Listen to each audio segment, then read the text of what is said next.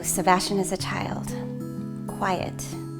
Well, Sebastian is a very creative kid, so he drew and he was kind of like a master Lego builder. Sebastian and I have been dating for 7th year. This will be our 7th year.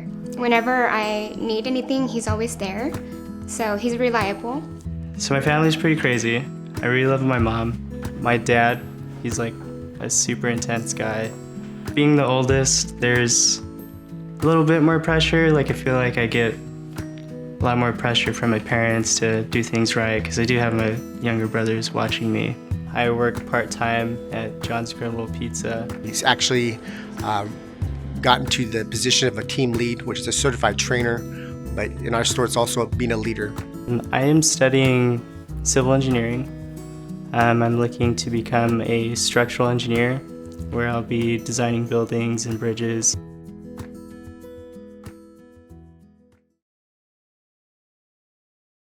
It was New Year's Day. I was really tired, didn't get a lot of sleep that day. Getting ready for work, average day. I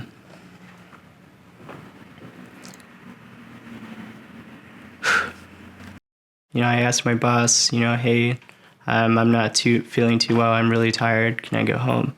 I got in the car, my parents' big old Ford Expedition, and yeah, I was a little tired, but I felt it was manageable. I remember telling myself at one point, pull over, you need to pull over. But as I got closer and closer to home, I just felt like I could make it there because, I've driven sleepy before, made it fine. I just closed my eyes for what felt like just a few seconds. And I opened them and I was in the intersection. And then I collided with another car.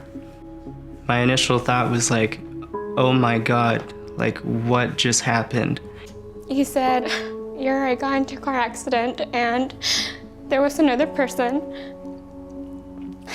And I don't know if she's gonna make it. I remember the ambulance coming up, the fire truck and that whole deal. And they had to, bring the jaws of life to pull Sydney out of the car.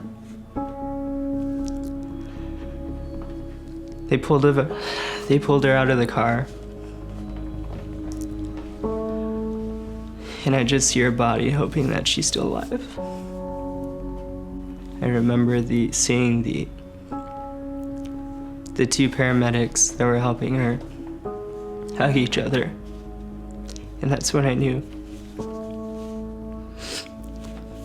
that I had killed someone.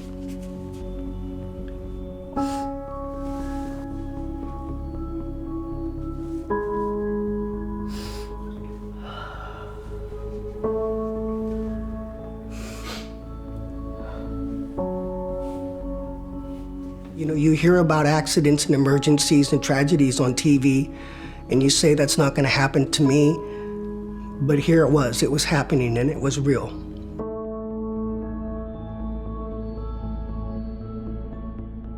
For the day or two after, he was just so in shock, just trying to absorb it. He didn't want to get up. He was kind of laying in his bed like in a fetal position, and he didn't want to make eye contact and definitely didn't want to talk about it. Sometimes there's stuff that he's going through that I know is hard for him to talk to me about. Knowing that he'd have to blame himself every day for killing someone. Sebastian is not a bad kid. He is a good kid who made good choices up until the point where he decided to drive drowsy. And that decision cost the life of somebody else, made an incredible loss for another family, and changed Sebastian's life forever. I don't really drive anymore. I pretty much bike wherever I need to go, and my girlfriend helps me out. I think Sebastian has chosen to share his story because he can't undo what's happened, but he can still make a difference. And from what we've been told and heard about Sydney Weekly, she was a forgiving person and a giving person. and wanted to be a person that made a difference. If the situation was reversed, I can only understand parents' pain.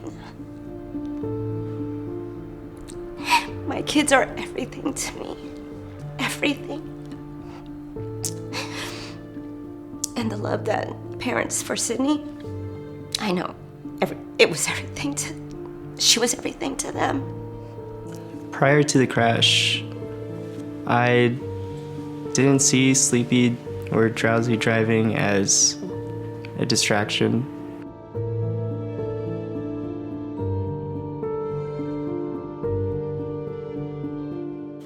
Sydney's death was definitely preventable.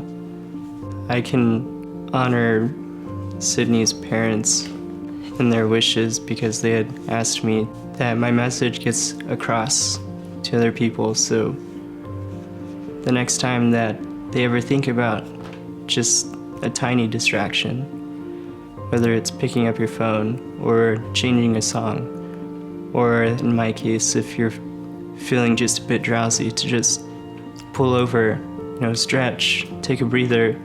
It is such a great service that people like Sebastian do to educate us, to warn us. It's important for your family, it's important for my family, it's important for everybody who's out on the roadway. If you need to take a nap, take a short 10-minute nap. That's okay. You're gonna get where you need to go eventually. I'll never forget Sydney. I actually got a tattoo on my arm in a place that I can see it to remind me that I'm not just living for myself, but I'm living in her name too.